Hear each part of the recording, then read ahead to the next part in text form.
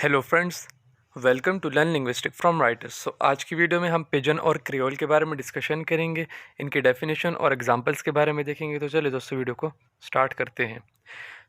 सबसे पहले डेफिनेशन है कि पिजन है क्या।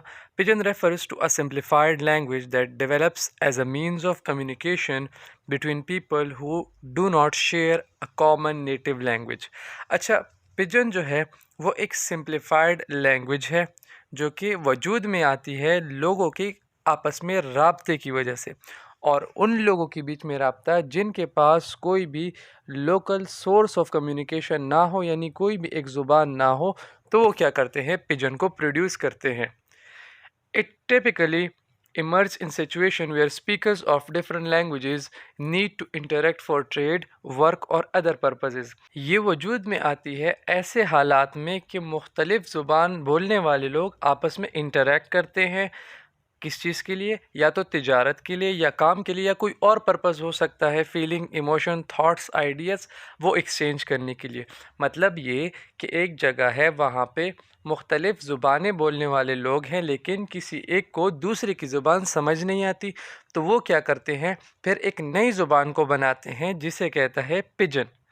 A pigeon often have simplified grammar and vocabulary, drawing element from multiple languages। जैसे कि हमने पिजन के बारे में पढ़ा कि पिजन क्या है, ये एक ऐसी लैंग्वेज है जो कि मुख्तलिफ स्पीकर्स आपस में इंटरेक्ट करके बनाते हैं। तो फिर तो इसकी जो वोकेबलरी है वो भी बहुत सिंपल होगी, ग्रामर भी बहुत सिंपल होगी, और इसके जो एलिमेंट्स हैं वो बाकी लैंग्वेजेस से लिए गए होंगे, यानी जो स्पीकर्स हैं वो अपने लैंग्वेजेस से इसमें कुछ ना कुछ ऐड करते होंगे। अगर दो लैंग्वेजेस बोलने वाले हैं तो दोनों की लैंग्वेजेस से ये एलिमेंट्स लिए जाएंगे। अगर तीन है या चार है, डिपेंड करता है सिचुएशन पे कि कितने लैंग्वेजेस बोलने वाले वहाँ पे मौजूद है। तो पिजन में वोकेबलरी सिंपल होगी, ग्रामर बहुत ज़्यादा इजी होगी, और एलिमेंट्स वो जो स्पीकर्स हैं उनके लैंग्वेजेस से लिए जाएंगे।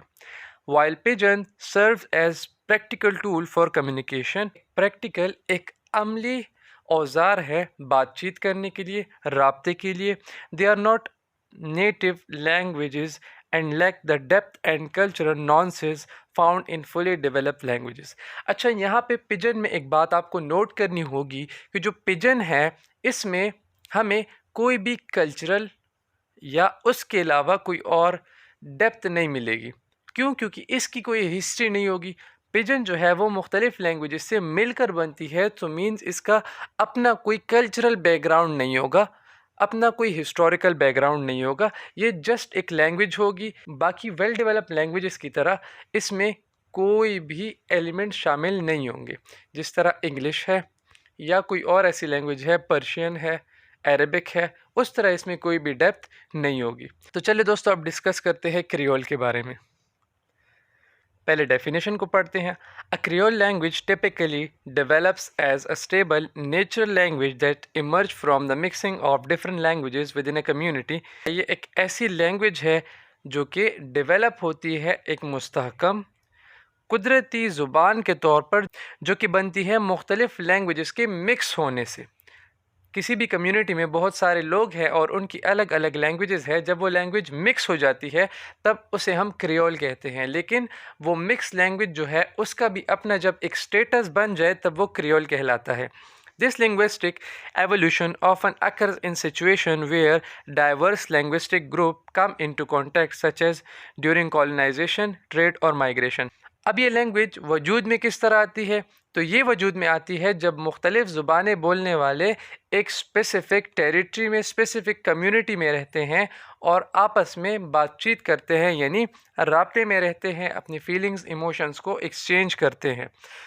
डाइवर्स ग्रुप का मतलब ये कि अलग अलग, डाइवर्सिटी का मतलब वैरायटी, मुख्तलिफ वैरायटी के मुख्तलिफ काइंड्स के लैंग्वेजेस बोलने वाले लोग जब आपस में इंटरेक्ट करते हैं तब क्रियोल वजूद में आती है।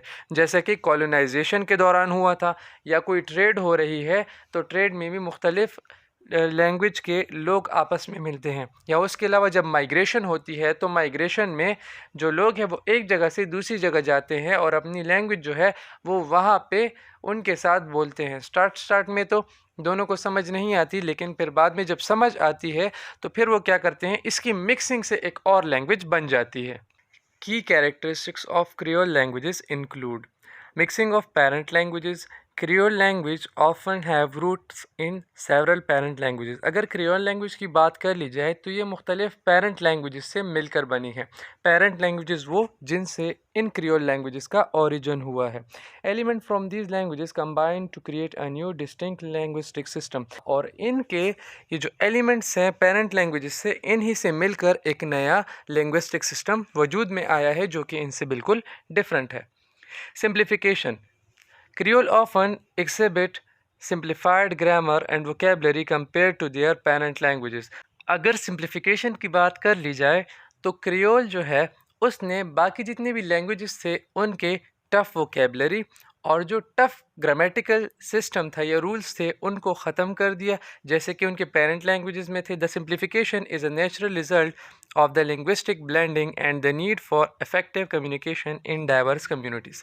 अगर सिंप्लीफिकेशन की बात कर ली जाए तो ये कुदरती यानी फितरी अमल है क्योंकि मुख्तलिफ़ कम्युनिटीज़ के जो लोग थे जब वो आपस में बातचीत करते थे तो उनको एक आसान लैंग्वेज की ज़रूरत पड़ती थी ताकि कम्युनिकेशन इफ़ेक्टिव हो सके और ईजी हो सके.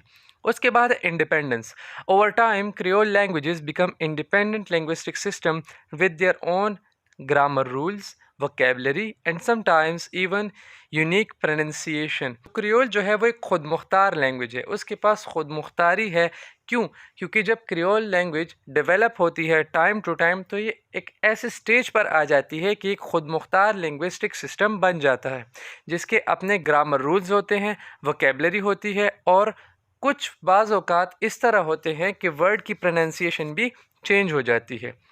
Community development. Creole languages are shaped by the specific needs and experiences for the community that uses them. तो क्रियोल लैंग्वेजेस जो हैं वो इस तरह बनाए जाते हैं कि उनको कुछ ख़ास या कुछ ज़रूरियात की बिना पर बनाया जाता है और कुछ जो एक्सपीरियंसेस हैं कम्युनिटी में उसके थ्रू उनको यूज़ किया जाता है या उसके मुताबिक उनको इस्तेमाल किया जाता है.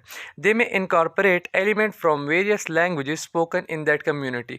और वो जो एलिमेंट्स हैं या वो जो नीड्स है उनको कहाँ से लिया जाता है, बाकी जो लैंग्वेजेस हैं जो इस कम्युनिटी में बोले जाते हैं उनसे लिया जाता है और फिर ये जो क्रियोल है ये डेवलप होता है.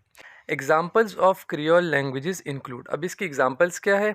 सबसे पहले तो है Haitian creole, formed from a blend of French, West African languages and element from indigenous Caribbean languages. अगर हेतियन क्रियोल की बात कर ली जाए तो ये मिक्सिंग से बना है फ्रेंच लैंग्वेज के, वेस्ट अफ्रीकन लैंग्वेजेस के और कुछ कैरिबियन लैंग्वेजेस से. दूसरा है Louisiana creole, influence by French, African languages, Spanish and native American languages. ये जो है असरअंदाज हुए फ्रेंच लैंग्वेज से, अफ्रीकन लैंग्वेजेस से, स्पेनिश लैंग्वेजेस से और कुछ जो नेटिव अमेरिकन लैंग्वेजेस हैं उनसे. तो दोस्तों thanks for watching my video.